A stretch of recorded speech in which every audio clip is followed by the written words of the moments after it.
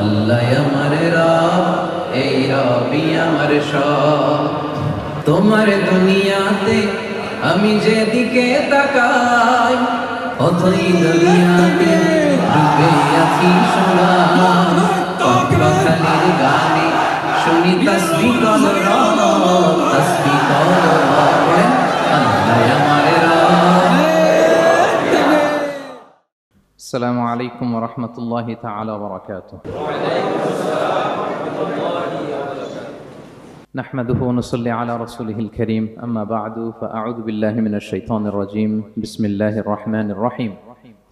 قل هو الذي أنشأكم وجعل لكم السمع والأبصار والأفئدة قليلا ما تشكرون. صدق الله العظيم. رب اشرح لي صدري ويسر لي أمري واحلل عقدة من لساني يفقه قولي. NTV দর্শক forum Malaysia আয়োজিত আজকের এই এনটিভি ইফতার প্রোগ্রাম 2024-এ ইন্টারন্যাশনাল ইয়ুথ সেন্টার হল রুমে আপনারা যারা উপস্থিত হয়েছেন আপনাদের সবাইকে জানাচ্ছি আন্তরিক শুভেচ্ছা এবং অভিনন্দন। আহলান ওয়া সাহলান ওয়া মারহাবান বিকুম ফি হাযাল লিকা আত-তাইয়্যিব আল মুবারাক।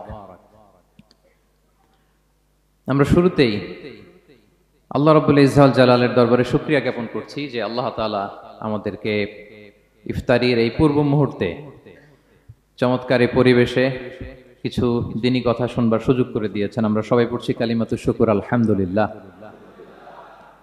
তো সম্মানিত শুধু আমি সূরা মুলকের 23 নম্বর আয়াত তেলাওয়াত করেছি। এই 23 নম্বর আয়াতে, এই আয়াতে আল্লাহ তাআলা আমাদেরকে স্পেশাল 3টা ব্লেসিংস দিয়েছেন, 3টা নেয়ামত দিয়ে ধন্য করেছেন।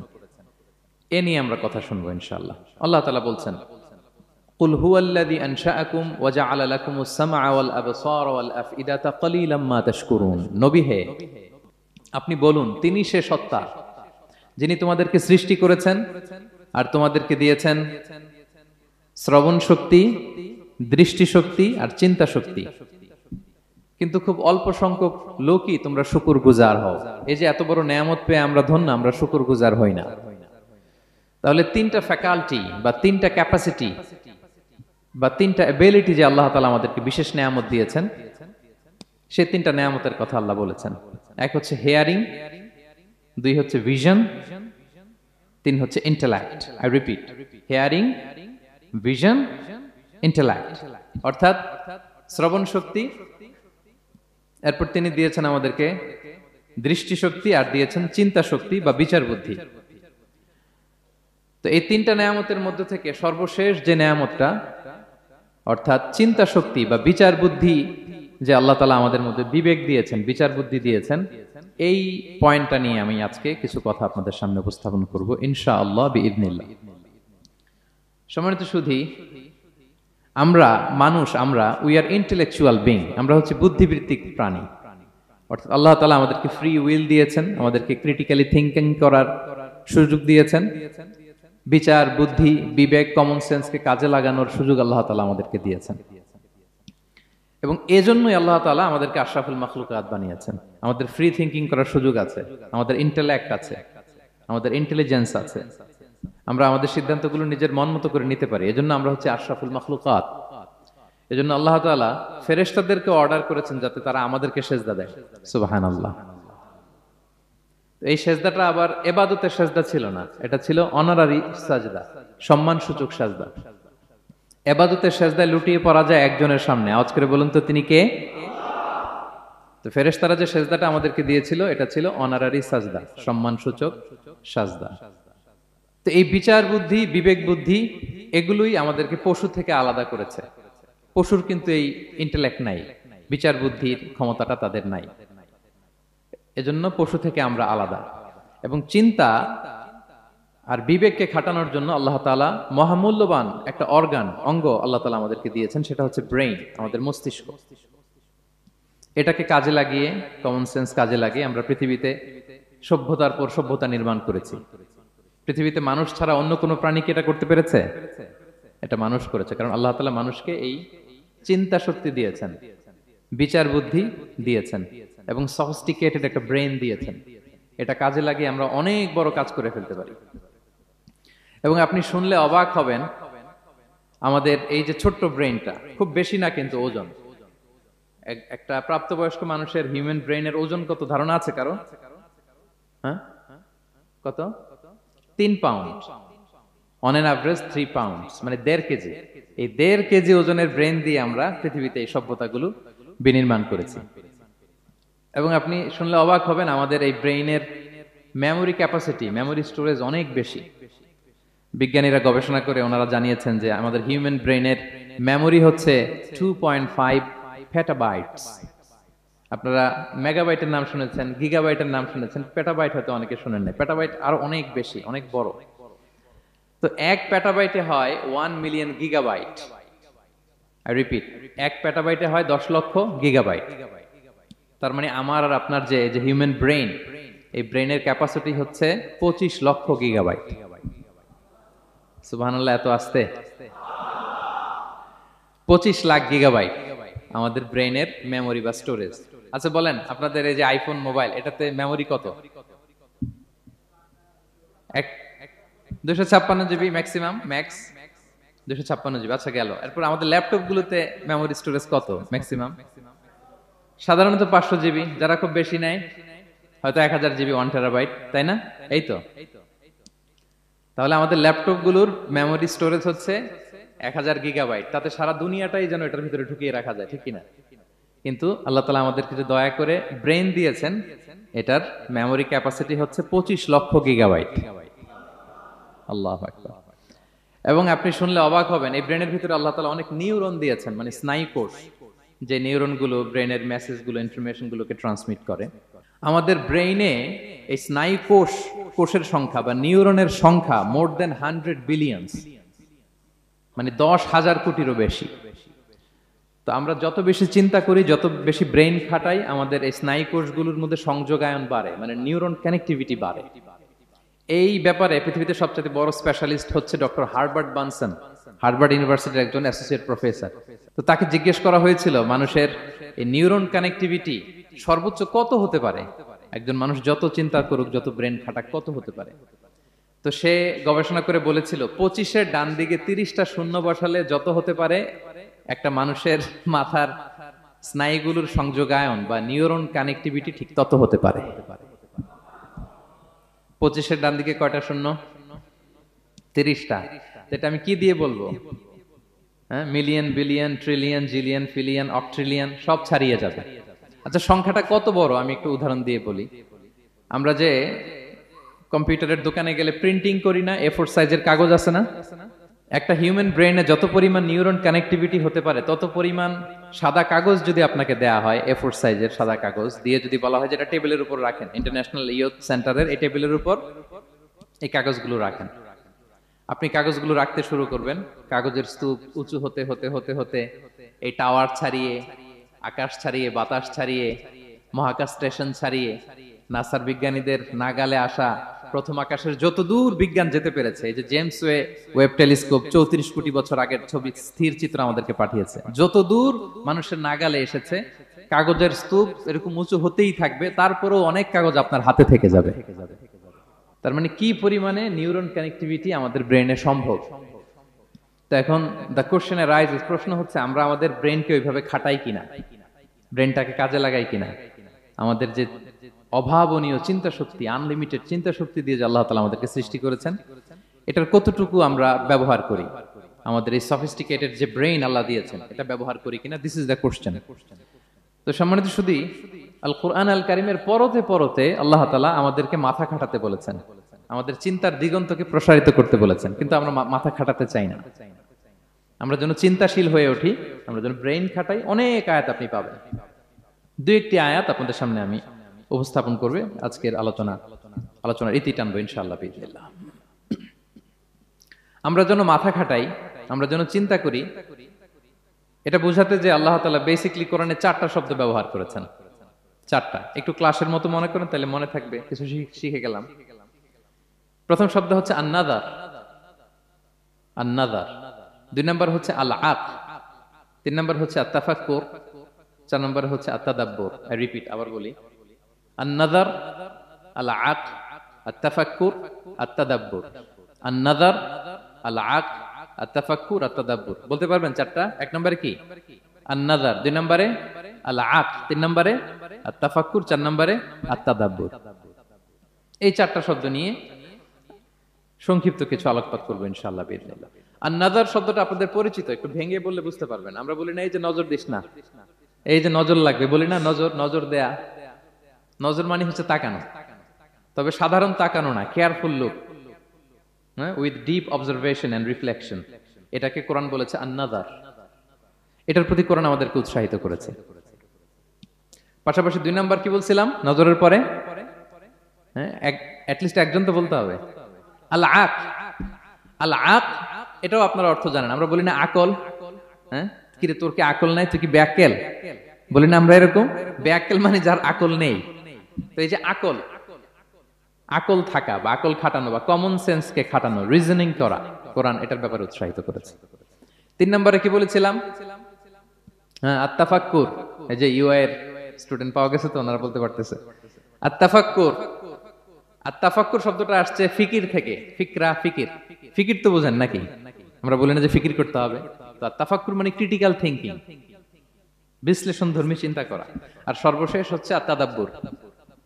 আর তাদাব্বুরটা কোরআনের সাথে জড়িত, কোরআনের পেছনের গল্পগুলো খুঁজে বের করা। আর তাদাব্বুর শব্দটা এসেছে আরবি শব্দ দুবুর থেকে। দুবুর, দুবুর মানে কি? পেছন। তো কোরআনের কোন একটা আয়াতের পেছনের গল্পটা কি, পেছনের রহস্যটা কি, এর নেপথ্যে কি, এর গুরু রহস্য কি, এটাকে বের করা। এই 4টা ব্যাপারে কোরআন অনেক এমফাসাইজ করেছে। তো এই 4টা নিয়ে আমরা কথা বলি। প্রথমে কি বলেছিলাম? প্রথম শব্দটা আন-নাযার। সবাই বলেন তো প্রথম শব্দটা কি? আন-নাযার। নজর মানে কি?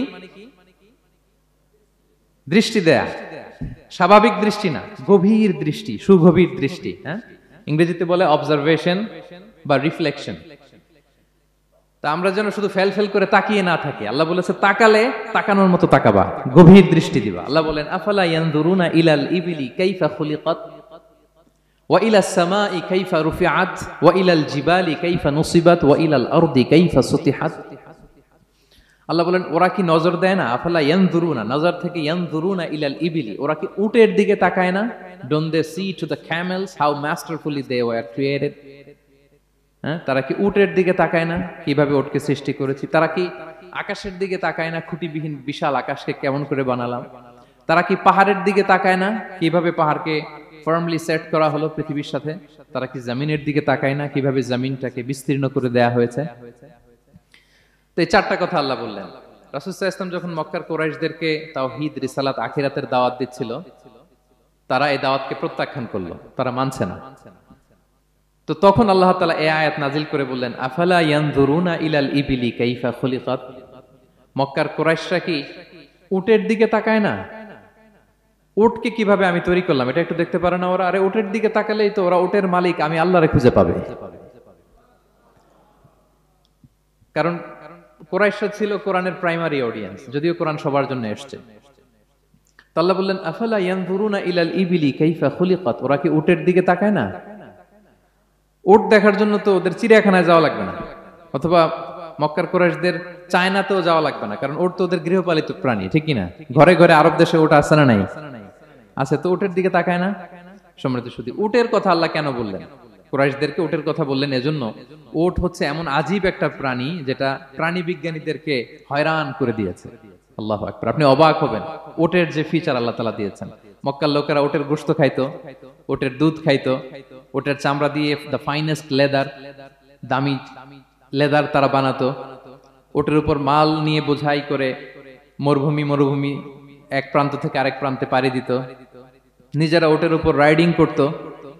এবং উট হচ্ছে এমন প্রাণী যেটা একসাথে 1 মাস না খেয়ে বেঁচে থাকতে পারে। 1 মাস পানিও খাওয়া লাগবে না, খাবারও খাওয়া লাগবে না। সুবহানাল্লাহ পড়বেন না? এট এ টাইমে একটা উট, প্রাপ্তবয়স্ক একটা উট একসাথে 200 লিটার পানি খেয়ে ফেলতে পারে।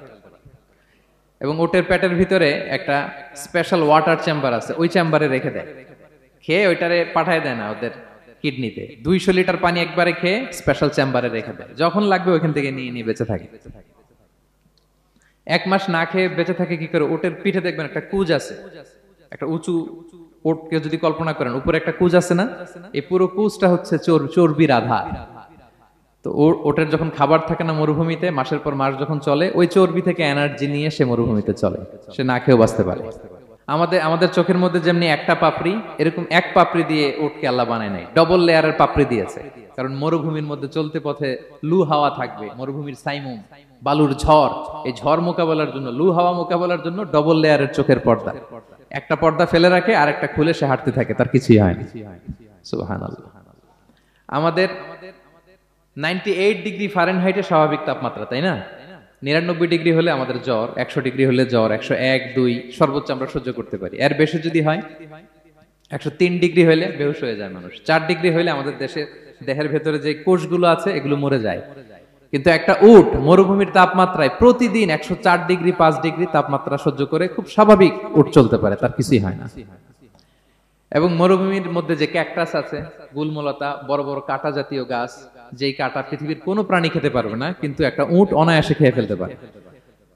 উটের জিহ্বাকে এবং পাকস্থলীকে আল্লাহ এমন স্পেশালি মেড করেছেন, যত কাঁটা দিবেন খেয়ে সাবার, ওর কিছুই হয় না। সুবহানাল্লাহি বিহামদিহি। আল্লাহ বলে, আফালা ইয়ানজুরুনা ইলাল ইবিলি কাইফা খুলিকাত, ওরা কি উটের দিকে তাকায় না? আরে উটকে নিয়ে গবেষণা করলেই তো উটের মালিককে খুঁজে পায় তারা। এরপর বললেন, ওয়া ইলাস সামাই কাইফা রুফিআত, ওরা কি আকাশের দিকে তাকায় না, কিভাবে খুঁটি ছাড়া আকাশকে আমি বানিয়েছি। আপনারা যখন বিমানে চড়েন তখন কি শুধু ভিডিও করতে থাকেন নাকি? মেঘের ভিডিও, আকাশের ভিডিও, তখন তাকাবেন আকাশের দিকে। সুবহানাল্লাহ, কিভাবে আল্লাহ আকাশকে তৈরি করেছেন। ওয়ালাকাদ যায়্যানা সামা আদ-দুনিয়া বিজিনাতিল কাওয়াকিব, আল্লাহ বলেন এই প্রথম আকাশটাকে আমি তারা দিয়ে সুশোভিত করেছি, বিশাল বিশাল তারা। এই যে আমরা সূর্য দেখি, এটা একটা তারা, পৃথিবীর চেয়ে 13 লক্ষ গুণ বড় এই সূর্য। কত গুণ বড় বলে ফেললাম হুট করে মুখ দিয়ে, কিন্তু কল্পনা করতে পারতেছি। তার মানে 13 লক্ষটা পৃথিবী সূর্যের মধ্যে রাখার জায়গা আছে। তাই বলে মনে করেন না যে সূর্য অনেক বড় সাইজের তারা, নো। সূর্য এই মহাশূন্যের খুব ছোট্ট সাইজের একটা তারা। সূর্যের চেয়ে লক্ষ কোটি গুণ তারা আছে। যে সূর্য পৃথিবীর চেয়ে 13 লক্ষ গুণ বড়, ওই সূর্যের চেয়ে কোটি গুণ বড় তারা আছে। এরকম লক্ষ কোটি কোটি তারা নিয়ে আমাদের গ্যালাক্সি মিল্কি ওয়ে, এরকম কোটি কোটি গ্যালাক্সি আছে।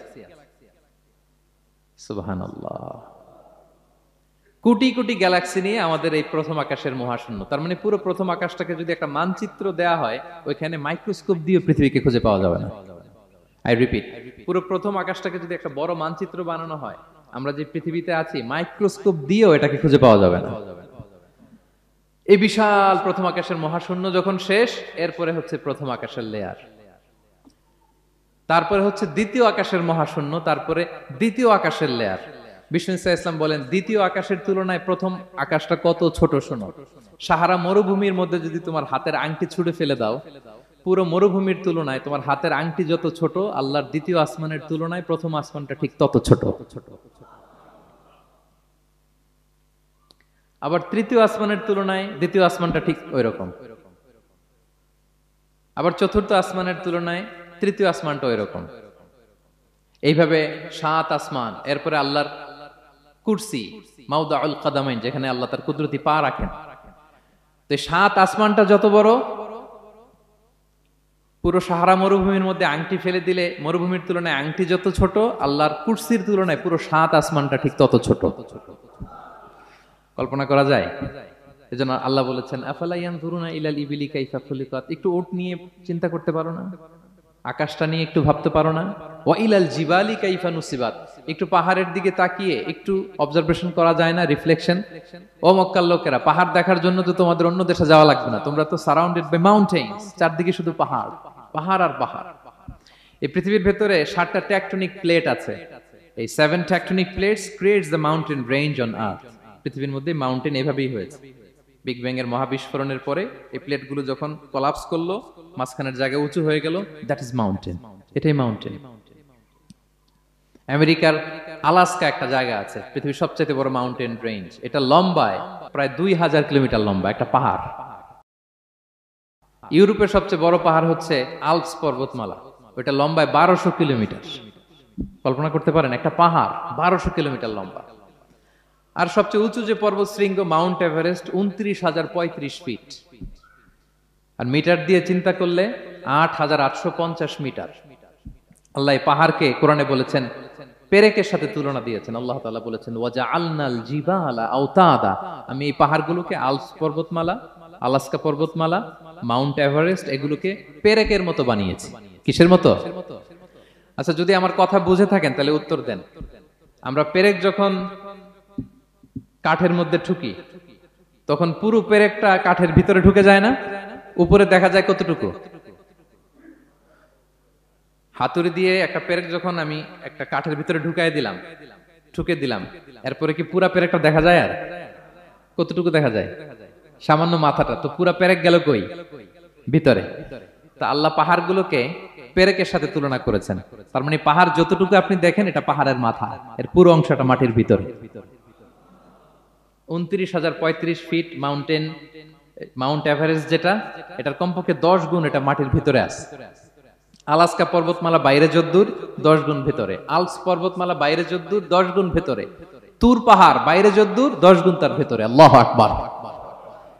এজন্য আল্লাহ বলেন ওয়াইলাল জিবালি কাইফা নুসিবাত, ওরা কি পাহাড়ের দিকে তাকায় না কিভাবে এই পাহাড়গুলোকে আমি তৈরি করেছি। আল্লাহ যখন এই পৃথিবী সৃষ্টি করলেন, পৃথিবীর মধ্যে ভাইব্রেশন হচ্ছিল, কাঁপছিল পৃথিবী।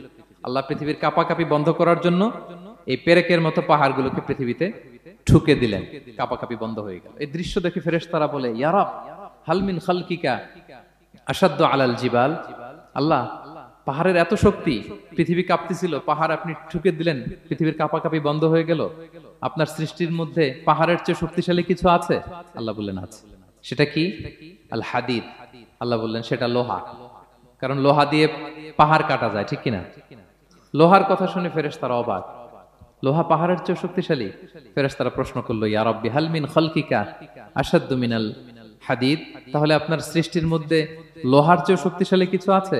আল্লাহ বললেন আছে। কি সেটা? আন্নার, আগুন। কারণ আগুন লোহাকে কি করে? গলিয়ে ফেলে। ফেরেশতারা শুধু অবাকই হচ্ছে। ফেরেশতারা বলে আগুনের চেয়ে শক্তিশালী কিছু আছে? আল্লাহ বলে আছে আল মা, পানি। কারণ আগুনে দাউ দাউ করে জ্বলে ওঠা আগুনের মধ্যে পানি দিলে আগুন অস্তিত্ব হারায়। ফেরেশতারা শুধু অবাকই হচ্ছে। তারা বলে তাহলে পানির চেয়ে শক্তিশালী কিছু আছে? আল্লাহ বলেন আছে। আর রিহ, বাতাস। কারণ বাতাস পানিকে একদিক থেকে আরেক দিকে নিয়ে যায়। জলের মধ্যে বায়ুর উচ্ছ্বাস লাগলে জলোচ্ছ্বাস তৈরি হয়, ঠিক কি না? ফেরেশতারা আবার অবাক হয়ে বলে তাহলে বাতাসের চেয়ে শক্তিশালী কিছু আছে? আল্লাহ বললেন আছে। সেটা কি? বলতেছে বনি আদম।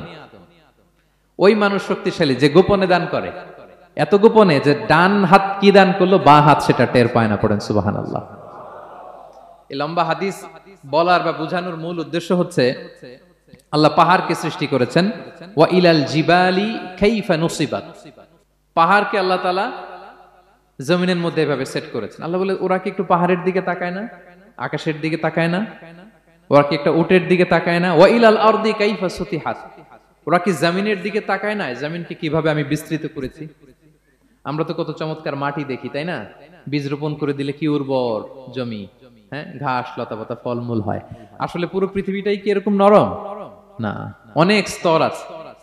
এই ভূপৃষ্ঠের নিচে আপনি পাবেন পাললিক শিলার স্তর, রূপান্তরিত শিলার স্তর, আগ্নেয়গিরির শিলার স্তর। তার মানে পৃথিবীর ভেতরে দাউ দাউ করে আগুন জ্বলছে, এবং আগ্নেয়গিরির জ্বালামুখ ভেঙে যখন এই অগ্নুৎপাতের লাভা বের হয় তখন বোঝা যায় পৃথিবীর ভেতরে কেমন আগুন পাওয়া যায়, ঠিক কিনা?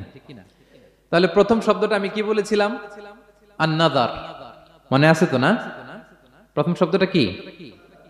আল্লাহ বলে তারা কি নজর করে দেখে না কিভাবে আকাশ বানালাম, উট সৃষ্টি করলাম, কিভাবে জমিন বানালাম, কিভাবে পাহাড় বানালাম। তাহলে এই যে নজর বা অবজারভেশন, রিফ্লেকশন, এটার প্রতি আল্লাহ তাআলা আমাদেরকে উৎসাহিত করেছে। প্রথম পয়েন্ট ক্লিয়ার। মোট পয়েন্ট আলোচনা করব 4টা। বলেন তো কয়টা? একটা ক্লিয়ার। 2 নাম্বার কি ছিল দেখি কার মনে আছে কিনা? আল আকল, রাইট, কমন সেন্স, রিজনিং। আমরা যেন আমাদের কমন সেন্স খাটাই, কোরআনের পরতে পরতে আল্লাহ তাআলা আমাদেরকে উৎসাহিত করেছেন। এবং ইন্টারেস্টিংলি জাহান্নামীরা যখন জাহান্নামে যাবে তারা কি বলবে জানেন? সূরা মুলকে এসেছে, তারা বলবে ওয়াকালু লাউ কুননা নাসমাউ আও নাআকিলু মা কুননা ফি আসহাবিস সাঈর। তারা বলবে হায় রে, নবীদের কথা যদি মানতাম আর যদি একটু কমন সেন্স খাটাইতাম তাহলে তো জাহান্নামে আসা লাগতো না। ওই দিনের এই আফসোসে কোনো কাজ হবে? প্রিয় ভাইরা, ওই দিন যত আফসোস করেন কোনো কাজ হবে? তাহলে জাহান্নামীরাও আফসোস করবে হায় রে, একটু যদি আকল খাটাইতাম তাইলে আজকে আর জাহান্নামের আগুনে পোড়া লাগে না। নবীদের কথা যদি শুনতাম আর যদি আকল খাটাতাম, কি খাটাতাম? তাইলে আজকের এই কঠিন অবস্থা আমাদের পড়া লাগতো না। কোরআনের বিভিন্ন আয়াত আল্লাহ তাআলা আমাদেরকে বলেছেন আফালা তাআকিলুন, তোমরা কি আকল খাটাবা না? এই যে দামি কমন সেন্স দিলাম, একটু বুদ্ধি কি খাটাবা না, আকল খাটাবা না তোমরা? এবং কোরআনের একটি আয়াতে আল্লাহ তাআলা বিভিন্ন কসমিক সিম্বলস, ন্যাচারাল ফেনোমেনা এগুলো উল্লেখ করে সবশেষে তিনি বলেছেন লা আয়াতিন লিকৌমি ইয়াকিলুন, নিশ্চয়ই এগুলোর মধ্যে নিদর্শন রয়েছে, সাইন রয়েছে, কাদের জন্য? লিকৌমি ইয়াকিলুন, যারা আকলবান, যারা কমন সেন্স খাটায়। এই আয়াতে আল্লাহ কি কি বলেছেন দীর্ঘ আলোচনা, আমি খুব সংক্ষেপে বলছি। আল্লাহ তাআলা বলছেন ইন্না ফি খালকিস সামাওয়াতি ওয়াল আরদি ওয়া ইখতিলাফিল লাইলি ওয়ান নাহারি ওয়াল ফুলকিল্লাতি তাজরি ফিল বাহরি বিমা ইয়ানফাউন নাস وما أنزل الله من السماء من ماء فأحيا به الأرض بعد موتها وبث فيها من كل دابة وتصريف الرياح والسحاب المسخر بين السماء والأرض لآيات لقوم يعقلون। সবগুলো বলে আল্লাহ বললেন এগুলোর মধ্যে নিদর্শন আছে তাদের জন্য যারা কমন সেন্স খাটায়। কি বললেন আল্লাহ? আল্লাহ বললেন আকাশ জমিনের সৃষ্টির মধ্যে, দিবারাত্রির পরিবর্তনের মধ্যে, এই যে 24 ঘন্টার 12 ঘন্টা দিন, 12 ঘন্টা রাত, আহ্নিক গতির কারণে এই যে দিবারাত্রি আমরা পাই, এই পৃথিবীটা তার অরবিটে কক্ষে যেমনি ঘুরে, আবার পৃথিবীটা তার অক্ষেও ঘুরে। যে আপনারা যারা ক্রিকেট খেলছেন এরকম স্পিন বল করেন না? হ্যাঁ, কমন পড়ছে? স্পিন বল করলে বলটা কিভাবে যায় বলেন তো? ঘুরতে ঘুরতে যায়। তো পৃথিবী যখন সূর্যের চারদিকে কক্ষে ঘুরে, ওই ঘোরার মুহূর্তে সে নিজে স্পিনিং হইতে থাকে, ঘুরতে থাকে। ওই স্পিন হইতে তার এক পিঠ থেকে আরেক পিঠে ঘুরতে তার 24 ঘন্টা সময় লেগে যায়। ওইটার কারণে দিবারাত্রি হয়। 12 ঘন্টায় আমরা দিন পাই, 12 ঘন্টায় আমরা রাত পাই। আল্লাহ বলেন এই দিবারাত্রির পরিবর্তনের মধ্যে নিদর্শন আছে। তারপরে সাগরে যে ভেসে বেড়ায় বড় বড় নৌযান, জলযান, আপনারা দেখেছেন কিনা জানি না, এই যে icon of the ocean, Titanic জাহাজের চেয়ে 10 গুণ বড় জাহাজ, আমি দেখে এসেছি পশ্চিমা দেশগুলোতে। এত বিশাল বড় জাহাজ, এটা সামনে দাঁড়ালে এটার দৈত্যের মতো মনে হয়। মালয়েশিয়াতে তো অনেক কন্ডোমোনিয়ামস, 10-15টা কন্ডোমোনিয়ামস একসাথে জোড়া লাগালে এটা যত বড়, ওই ক্রুজগুলো, জাহাজগুলো এত বড়। এক একটা জাহাজের ভেতরে 3000-4000 হোটেল রুম আছে, 8-10টা রেস্টুরেন্ট আছে, ফুটবল স্টেডিয়াম আছে, থিম পার্ক আছে, বিশাল একটা এন্টায়ার সিটি। এই বিশাল ক্রুজগুলো, Icon of the Sea, Virgin Voyages, Royal Caribbean, এগুলো সাগরের উপর দিয়ে ভেসে বেড়ায়। আল্লাহ বলে ওয়াল ফুলকিল্লাতি তাজরি ফিল বাহরি বিমা ইয়ানফাউন নাস, সাগরের উপরে বিশাল বড় বড় ক্রুজগুলো ভেসে বেড়ায়, এর মধ্যে নিদর্শন আছে। এরপর আল্লাহ বললেন আমি পানি থেকে সব প্রাণী তৈরি করেছি, ওয়াজআলনা মিনাল মাই কুল্লা শাইইন হাই, সব প্রাণ এসেছে পানি থেকে। বিজ্ঞান এটাকে কনফার্ম করেছে। তারা বলেছে পৃথিবীর সর্বপ্রথম এককোষী প্রাণীর নাম হচ্ছে অ্যামিবা। অ্যামিবা এসছে, জুপ্লাঙ্কটন, ফাইটোপ্লাঙ্কটন, ব্যাকটেরিয়া প্লাঙ্কটন, এভাবে স্পিসিসগুলো ডেভেলপ করেছে। আল্লাহ বলে এর মধ্যে নিদর্শন আছে। এরপর আল্লাহ তাআলা বলেছেন মৌসুমী বায়ু, এই যে বায়ুর প্রবাহ, এতে নিদর্শন আছে। আর আকাশ জমিনের মাঝখানে যে মেঘমালাগুলো ভেসে বেড়ায়, এই সবগুলোর ভেতরে নিদর্শন আছে। কাদের জন্য? আল্লাহ বলেন লা আয়াতিন লিকৌমি ইয়াকিলুন, তাদের জন্য যারা আকল খাটায়, যারা কমন সেন্স খাটায়। সুবহানাল্লাহ পড়বেন না? এজন্য বিমানে যদি আপনারা উইন্ডো সিট পান, কি করবেন আজকে থেকে বলেন? উইন্ডো সিটের পাশে বসে বসে রিল দেওয়ার জন্য ভিডিও মেক করব। কি করবেন? হ্যাঁ, আল্লাহর নিদর্শন দেখব, কত ক্ষুদ্র আমি, কত নগণ্য আমি, কত তুচ্ছ আমি, এটা বুঝবার চেষ্টা করব। তাহলে 4টা পয়েন্টের 2টা চলে গেল, একটা হচ্ছে নাজার আর একটা হচ্ছে আল আকল। 3 নাম্বার কি ছিল? একজন বলতে হবে। আত-তাফাক্কুর। আত-তাফাক্কুর মানে ক্রিটিক্যাল থিঙ্কিং। ক্রিটিক্যাল থিঙ্কিং করা। আল্লাহ যে আমাদেরকে ব্রেন দিয়েছেন, এটা দিয়ে ক্রিটিক্যাল থিঙ্কিং করা, ব্রেনটাকে কাজে লাগানো, গড্ডালিকা প্রবাহে ভেসে না বেড়ানো, ব্রেনটাকে আমরা যেন কাজে লাগাই। আত-তাফাক্কুর। ইব্রাহিম আলাইহিস সালাম এই আত-তাফাক্কুর বা ক্রিটিক্যাল থিঙ্কিং এর ক্ষেত্রে আমাদের জন্য অনুপম আদর্শ ছিল। কোন নবীর নাম বললাম? সবাই বলেন তো নবীর নাম কি? উনি যেই সময়টাতে পৃথিবীতে এসেছিলেন তখন কেউ করতো তারার পূজা, কেউ করতো চাঁদের পূজা, কেউ করতো সূর্যের পূজা। আমরা হইলে কি করতাম? কোনো এক দলে ঢুকে যেতাম। কি বলেন? এক দল করে তারার পূজা, আরেক দল সূর্যের, আরেক দল চাঁদের। আমরা হইলে কি করতাম? এক দলে ঢুকে যেতাম। উনি ঢুকেন নাই। উনি এই তারকা পূজারী, সূর্য পূজারীদের চিন্তার দেয়ালে আঘাত করেছেন। সুবহানাল্লাহ। ফালাম্মা জান্না আলাইহিল লাইলু রাআ কাওকাবা, উনি কিভাবে সত্যের সন্ধান পেলেন দেখেন।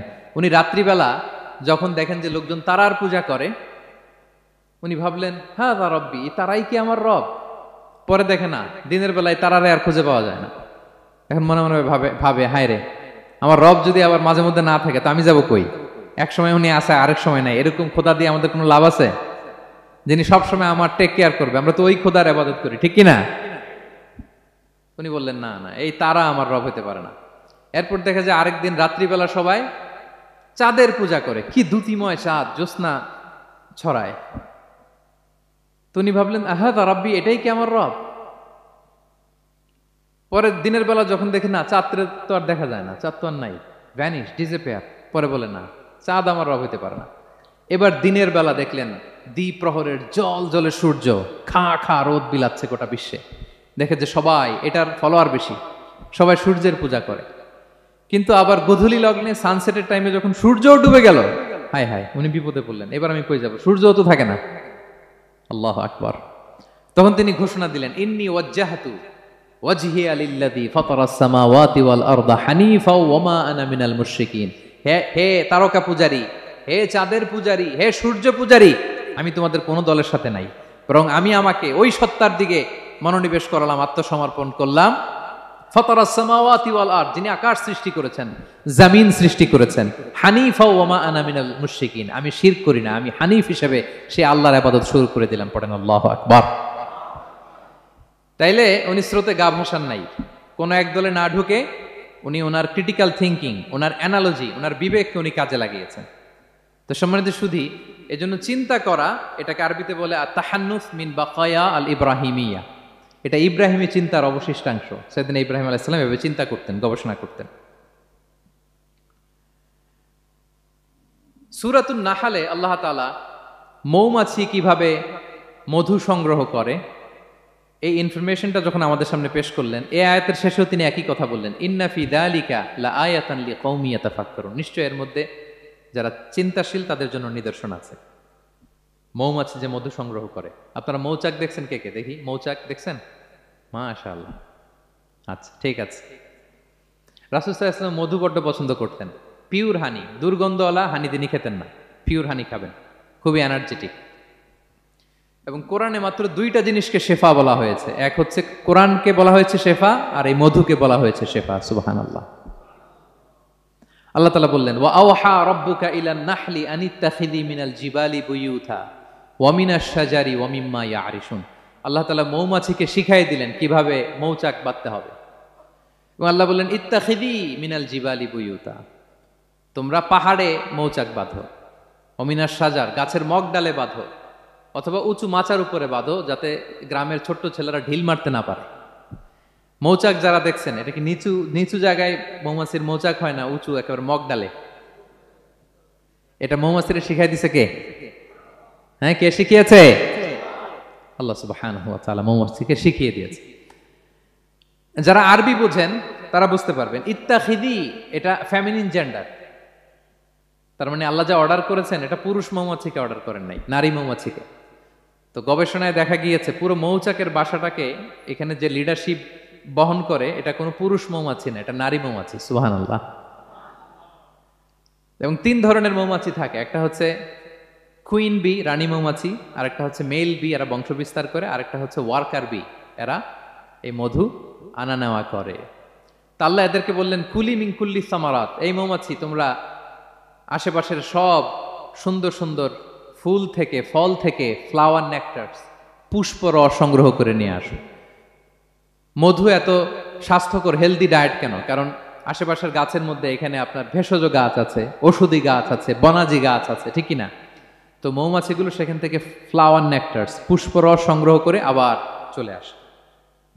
এবং আল্লাহ বললেন, ফাসলুকি সুবুলা রব্বিকি যুলুলা, পথ ভুলে যেও না, যেই পথে গেছো ওই পথে ফিরে আসো। একটা মৌমাছি মৌচাক থেকে প্রায় 10 কিলোমিটার দূরেও অনেক সময় চলে যায়, আবার 10 কিলোমিটার পথ চিনে আবার মৌচাকে এটার ফিরায় আনে কে?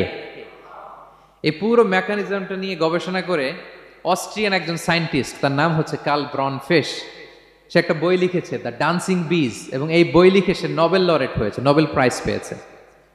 আমরা তো মধু পাইয়া হাতের তালুর মধ্যে নিয়ে জিহ্বা দিয়ে চাটি, আমাদের তো আর ব্রেন খাটানোর ওই সময় নাই। ওই কার্ল ভন ফ্রেশ, সে এই মৌমাছি নিয়ে গবেষণা করে নোবেল প্রাইজ পেয়েছে। আর আমরা মাথা খাটাইতে পারলাম না। তো সে গবেষণা করে পেয়েছে, মানে কোরআনের আয়াত যা যা বলেছে সে তাই পেয়েছে। মৌমাছি ওখান থেকে ফুলের পুষ্পরস, ফ্লাওয়ার নেকটার্স এনেই কিন্তু মৌচাকে রাখে না, ওইটারে সে খেয়ে ফেলে। এবং সে গবেষণা করে পেয়েছে এক একটা মৌমাছির দুইটা স্টোমাক, দুইটা পাকস্থলী। একটা পাকস্থলীতে সে নিজের খাবার দাবার খায়, আর একটা পাকস্থলীতে এই পুষ্পরস, ফ্লাওয়ার নেকটার্স গুলা সে রাখে। সেখানে আল্লাহ তাআলা একটা স্পেশাল এনজাইম দিয়ে ওইটাকে প্রিজার্ভ করে, প্রত্যেকটা মৌমাছির নিচে একটা টিউব আছে, সে ওই টিউব দিয়ে নল দিয়ে মৌচাকে যে ওই মধুগুলো রেখে আসে। পড়েন সুবহানাল্লাহ।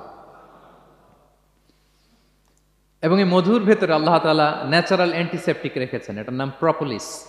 দ্বিতীয় বিশ্বযুদ্ধে রাশিয়ান সোলজাররা তারা আহত হলে তারা অ্যান্টিসেপটিক কিনে লাগাতো না, তারা মধু লাগায় দিত, আর আহত সোলজার তারা মুহূর্তে সুস্থ হয়ে যেত। যাদের বাতের ব্যথা আছে, বাতের ব্যথা আছে না অনেক মুরব্বীদের, ওই বাতের ব্যথার মধ্যে যদি মৌমাছির হুল ফুটাই দিতে পারেন, একদিনের মধ্যে বাতের ব্যথা ভালো হয়ে যাবে। সাময়িক হয়তো ব্যথা পাবে, মৌমাছি যখন কামড় দেয় ব্যথা লাগে না, নাকি আরাম লাগে? কামড় খাইছেন মৌমাছির কখনো? হ্যাঁ। তো বাতের ব্যথার মধ্যে আপনি মৌমাছির হুল ফুটাই দিলে আর ব্যথা নাই। সুবহানাল্লাহ বিহামদিহি। মুখতালিফুন আলওয়ানু, বিভিন্ন ধরনের ক্রিম হানি, হোয়াইট হানি, ইয়েলো হানি, ব্ল্যাক হানি, নানা ধরনের হানি আল্লাহ তাআলা এইভাবে প্রিজার্ভ করেছেন মৌমাছির মধ্য দিয়ে। আল্লাহ বলেন, এই যে এতগুলো মৌমাছি পুষ্প রস এনে মৌচাকের মধ্যে রসগুলো রাখে, মধু তৈরি হয়। আল্লাহ বলেন, ইন্না ফি যালিকা লাআয়াতান লিকওমি ইয়াতাফাক্কারুন, নিশ্চয় এর মধ্যে আল্লাহ তাআলা চিন্তাশীলদের জন্য নিদর্শন রেখেছেন। যারা চিন্তা করে, তারা হাতের তালুতে শুধু জিহ্বা দিয়ে চেটে চেটে খায় না, তারা ভাবে কোত্থেকে আসলো এই মধু, কিভাবে মৌমাছিগুলো যায়, কিভাবে ফিরে আসে। তাহলে বলেন তো আমাদের চিন্তাশীলতার দরকার আছে না নাই? সূরা আলে ইমরানের 190 নম্বর আয়াতে আল্লাহ তাআলা বলেছেন, যারা আকাশ বাতাস পৃথিবী সৃষ্টি নিয়ে চিন্তা করে এবং সর্ব অবস্থায় আল্লাহ তাআলার জিকির করে, ওয়া ইয়াতাফাক্কারুনা ফি খালকিস সামাওয়াতি ওয়াল আরদ, এবং তারা তাফাক্কুর করে, ক্রিটিক্যাল থিংকিং করে, এবং তারা বলে, মা খালাকতা হাযা বাতিলা, হে আল্লাহ তুমি অনর্থক কিছু সৃষ্টি করো নাই। মনে রাখবেন, এই পৃথিবীতে আল্লাহ তাআলা অনর্থক কোনো কিছু সৃষ্টি করে নাই, করেছে? যেটাই সৃষ্টি করেছে এটা এর মধ্যে মানব কল্যাণ আছে না নাই? আল্লাহ তাআলা আমাদের জন্য কল্যাণ রেখেছেন। এবং এই আয়াত যখন নাজিল হল, বিষ্ণু ঈসা ইসলাম বললেন, ওয়াইলুন লিমান কারাআহা ওয়া লাম ইয়াতাফাক্কার ফিহা, ধ্বংস তাদের জন্য যারা এই আয়াত তেলাওয়াত করে কিন্তু এই আয়াত নিয়ে চিন্তা করে না, গবেষণা করে না। এবং কোরআনের বিভিন্ন আয়াতে আল্লাহ তাআলা বিশ্বনবীকে বলেছেন, নবী হে, আপনি আপনার উম্মতদেরকে নবীদের ঘটনা শোনান। কোরআনের 3 ভাগের 1 ভাগ হচ্ছে ঘটনা। পুরো কোরআনের 3 ভাগের 1 ভাগ কি? ঘটনা, স্টোরি টেলিং। কারণ গল্প মানুষের মনে দাগ কাটে। আল্লাহ তাআলা বলেছেন, ফাকুসুসিল কসাসা লাআল্লাহুম ইয়াতাফাক্কারুন, নবী হে, আপনি তাদেরকে কিচ্ছা শোনান, ঘটনা শোনান, নবীদের কাহিনী শোনান। লাআল্লাহুম ইয়াতাফাক্কারুন, যাতে করে তারা ক্রিটিক্যাল থিংকিং করে। তারা লূত আলাইহিস সালামের কওমের ঘটনা যখন শুনে যে আল্লাহ তাআলা আপসাইড ডাউন করে দিয়েছিলেন, তারা যখন কওমে আদের ঘটনা শুনে, কওমে সামুদের ঘটনা শুনে, তারা যেন চিন্তাশীল হয়। এবং বিশ্বনবীর সাহাবী আবু দারদা রাদিয়াল্লাহু তাআলা আনহু, উনি বলতেন, তাফাক্কুরু সাআতিন খায়রুন মিন কিয়ামি লাইলা, 1 ঘন্টা কেউ যদি আল্লাহর সৃষ্টি নিয়ে চিন্তা করে, সেটা সারা রাত তাহাজ্জুদের সালাত অফার করার চেয়ে উত্তম। আমরা অনেকে মনে করি শুধু তাসবিহ পড়াই ইবাদত, জিকির করাই ইবাদত, শুধু কোরআন তেলাওয়াতই মনে হয় ইবাদত, শুধু কিয়ামুল লাইল করাই ইবাদত। কিন্তু বিশ্বনবীর সাহাবী, যিনি ইসলাম আমাদের চেয়ে ঢের বেশি বুঝেছেন, তিনি বলেন, আল্লাহর এই সৃষ্টি শৈলী, এই সৃষ্টি নৈপুণ্য নিয়ে 1 ঘন্টা চিন্তা করা, ক্রিটিক্যাল থিংকিং করা, সারা রাত নফল তাহাজ্জুদের চেয়েও সেরা। এবার বলেন, আমাদের চিন্তা করার দরকার আছে না নাই? ব্রেনটা খাটাবেন তো? এই যে যারা কনভার্টেড মুসলিম হয়, এরা কিন্তু অনেক চিন্তা ফিকির করে, নিজের সাথে নিজে বোঝাপড়া করে, ক্রিটিক্যাল থিংকিং করে, তাদের অ্যানালজি কাজে লাগিয়ে, আল্লাহর দেয়া ব্রেনকে কাজে লাগিয়ে এরপরে শাহাদা পাঠ করে, এমনি এমনি না। এই যে কিছুদিন আগে আমেরিকান এক পপ স্টার কালেমা পড়ছে না? আপনি জানেন, একটা ধর্ম চেঞ্জ করা, একটা ফেইথ চেঞ্জ করা, এটা কত বড় সিদ্ধান্ত? হ্যাঁ, বাপদাদার ধর্ম, বয়স 30-40, এতদিন যে ধর্ম মানলাম, এটাকে চেঞ্জ করে নতুন ধর্মে কনভার্ট হয়, এটা কত বড় সিদ্ধান্ত? Could you imagine that? It's not a joke. নিজের সাথে নিজের অনেক বোঝাপড়া করতে হয়, তারাই ক্রিটিক্যাল থিঙ্কিং করে। এবং বিষ্ণু ঈসা ইসলাম উনি নবী হওয়ার আগেও এই চিন্তার ইবাদত করতেন। তিনি হেরা গুহায় চলে যেতেন, কাবা থেকে 6 কিলোমিটার উত্তরে, 634 মিটার উঁচু, যা বলে নূরের উপরে একটা কেইভ আছে, গুহা, এটার নাম হচ্ছে গারে হেরা। ওখানে বসে বসে তিনি এই চিন্তা করতেন। তার মানে নবী হওয়ার আগে বিশ্বনবীর আবাদত ছিল চিন্তার আবাদত। নবী হিসেবে অ্যাসাইন্ড হওয়ার আগে বিশ্বনবীর আবাদত কি ছিল বলেন তো? নামাজ পড়া, কোরআন তেলাওয়াত করা। কোরআন তো নাজিলই হয় নাই, কোরআন তেলাওয়াত করবে কেমনে? তখন 6 মাস বসে বসে উনি ওখানে কি করেছেন বলেন? ধ্যানমগ্ন করেছেন, ধ্যানমগ্ন ছিলেন, তিনি চিন্তা করতেন। ওইটাই ছিল ওনার আধ্যাত্মিক শিক্ষায়তন। ওই নির্জন গুহার মধ্যে উনি যখন চিন্তায় মগ্ন ছিলেন, আল্লাহর সৃষ্টি শৈলী নিয়ে চিন্তা করতেন, ঠিক ওই মুহূর্তে, অন্তিম মুহূর্তে, ওই মাহেন্দ্রক্ষণে নাজিল হয়েছে ইকরা বিসমি রাব্বিকাল্লাযী খালাক, read in the name of your lord who has created. পড়ো তোমার প্রভুর নামে যিনি তোমাকে সৃষ্টি করেছেন, শিক্ষা দিয়েছেন। তাহলে সম্মানিত সুধী, ইসলামের সূচনা হয়েছিল, এটা বলা যায় ফাইনালি যে ইসলামের সূচনা হয়েছিল এই চিন্তার ইবাদতের মধ্য দিয়ে। তো আমরা যেন চিন্তা করি। তাহলে 4টা পয়েন্টের 3টা আমরা ক্লিয়ার করে ফেললাম। আর তাফাক্কুর, ক্রিটিক্যাল থিঙ্কিং ও শেষ। 4 নম্বর কি বলেছিলাম? হ্যাঁ বলো তো। আর তাদাব্বুর। আর তাদাব্বুর মানে পন্ডারিং অন দ্য কোরআন, কোরআনকে গবেষণা করে পড়া, কোরআনের আয়াতের অন্তর্নিহিত মর্মার্থ, গূঢ় রহস্য উদ্ঘাটনের চেষ্টা করা। আল্লাহ বলেন আফালা ইয়াতাদাব্বারুনাল কোরআন আম আলা কুলুবিন আকফালুহা, ওরা কি কোরআন নিয়ে একটু চিন্তা গবেষণা করবে না, নাকি ওদের অন্তরে জং ধরা তালা পড়ে গিয়েছে? তাহলে আমরা যে গড়গড় করে তেলাওয়াত করি, আল্লাহ শুধু এই তেলাওয়াত করতে বলেননি। হ্যাঁ, তেলাওয়াত করলে প্রতি অক্ষরে 10 নাকি ঠিক আছে, কিন্তু আল্লাহ বলেছেন ওরা কি কোরআন নিয়ে চিন্তা গবেষণা করবে না? আফালা ইয়াতাদাব্বারুনাল কোরআন, কোরআন তো এসেছে গোটা বিশ্বকে কাঁপিয়ে দিতে, হিস্ট্রিকে বদলে দিতে কোরআন এসেছে। মা আনজালনা আলাইকাল কোরআন লিতাশকা, নবী হে হতভাগা জাতি হিসেবে পৃথিবীতে থেকে যাবেন, এজন্য কোরআন পাঠাই নাই। এটা পৃথিবীর পুরো হিস্ট্রিকে চেঞ্জ করে দিবে। তাদাব্বুরুল কোরআন। আর তাদাব্বুর শব্দটা এসেছে দুবুর থেকে, দুবুর মানে পেছন। আল্লাহ বলেছেন প্রতিটা আয়াত পড়ার সময় এর পেছনের নেপথ্যের গল্পটা কি, এটাকে খুঁজে বের করো। আপনি যত বড় মুফাসসির হন, কোরআনের আয়াত আপনি যত পড়বেন, প্রতিদিন নিত্য নতুন নতুন নতুন তথ্য আপনি পাবেন। আল্লাহর কসম, আমি আল আজহারে কোরআন নিয়ে পড়াশোনা করেছি, IIM এ কোরআন নিয়ে masters, human embryology in the holy Quran, PhD-র 5 বছর, human behavioural patterns in the holy Quran. এখনো তো তাফসির করে যাই, প্রতিদিন কোরআন স্টাডি করি। একটা আয়াত যত পড়ি, প্রত্যেক স্টাডিতে নতুন নতুন ইনফরমেশন আমার মাথায় চলে আসে। শুধু আমার মাথা না, পৃথিবীর যত বড় মুফাসসির হোক তিনি, যত পড়বে কোরআন, যত রিভাইজ করবে, যত রিসার্চ করবে, প্রত্যেক রিভিশনে সে নতুন নতুন তথ্য পাবে। এজন্য আল্লাহ বলেন আফালা ইয়াতাদাব্বারুনাল কোরআন, ওরা কি কোরআন নিয়ে একটু চিন্তা গবেষণা করবে না, নাকি ওদের অন্তরে তালা, জং ধরা তালা লেগেছে? তো সম্মানিত শুধু আসুন, এই কোরআন নাজিলের মাসে আমাদের জং ধরা তালাটাকে আনলক করার জন্য আমরা কোরআনকে with vast concentration, with deep analysis and critical thinking নিয়ে যেন পড়ি। প্রতিটা আয়াত পড়ার সময় এর পেছনের গল্পটা কি, কোন প্রেক্ষাপটে নাজিল হলো, বর্তমান সময়ের সাথে কিভাবে এটাকে অ্যাটাচ করা যায়, এটার অন্তর্নিহিত গূঢ় রহস্যটা কি, এই গূঢ় রহস্য উদ্ঘাটনের কথা, কোরআন নিয়ে গবেষণার কথা এবং চিন্তার কথা বারবার কোরআন আমাদেরকে বলেছে। আমাদের এই চিন্তাকে জাগানোর জন্য এই কোরআন বারবার আমাদের কাছে আহ্বান করেছে। এখন আমাদের কি একটু সময় হবে না কোরআনকে চিন্তার সাথে গবেষণার সাথে পড়ার? হ্যাঁ, চিন্তাশীলতার সাথে গবেষণা করে কোরআন স্টাডি করার দরকার আছে না নাই? বলেন বলেন। হ্যাঁ, পড়বেন তো আপনারা। যারাই চিন্তা করবে, চিন্তাশীল হবে, কমন সেন্সকে খাটাবে, তারাই পৃথিবীর হিস্ট্রি পাল্টে দিবে। এই যে বিমান দিয়ে যে আমরা চড়ি, 2 ভাই আবিষ্কার করছে, Wilbur Wright, Orville Wright, Wright ভ্রাতৃদ্বয়। বলেন তো এই অরভিল রাইটের চোখ ছিল কয়টা? 3টা না? হ্যাঁ, উইলবার রাইটসের হাত ছিল কয়টা? আমার হাত কয়টা?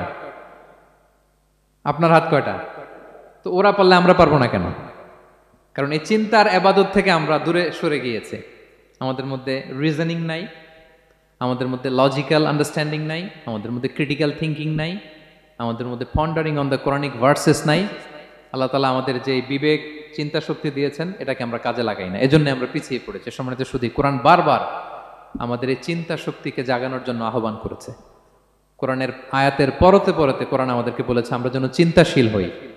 এই যে সফিস্টিকেটেড ব্রেইন আল্লাহ তাআলা দয়া করে আমাদেরকে দান করেছে, আমরা যেন এই ব্রেইনটাকে কাজে লাগাই, আমরা যেন আমাদের বিবেকটাকে কাজে লাগাই, আমরা যেন আমাদের কমন সেন্সকে কাজে লাগাই, তাহলে আমাদের সোনালী অতীত আবার আমরা ফিরে পাবো। তাহলে আজকের এই আলোচনা থেকে ফাইনাল কথা হচ্ছে যে আমাদেরকে চিন্তা করতে হবে, যে কোনো জিনিসকে কোশ্চেন করতে হবে, প্রশ্ন করতে হবে, কেন, কিভাবে, ও পারলে আমি কেন পারবো না।